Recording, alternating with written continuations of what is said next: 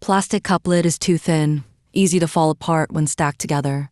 But now I want to introduce a special lids packing machine. This wrapping machine uses pushers and fixed baffles to ensure the lids from falling apart during transportation. The distance between pushers can be adjusted to accommodate different number of lids in a stack. When the lid sleeve reaches the sealing area, there is also a pneumatic device that holds the cup leads in place and pushes the lead into the sealing position, also ensuring that the lead does not fall apart.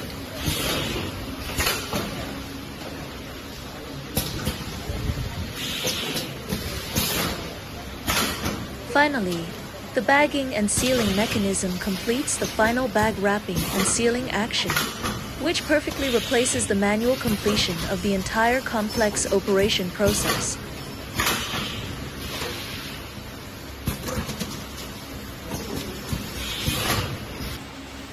Here is the packaging process of 100 lids packed by this machine.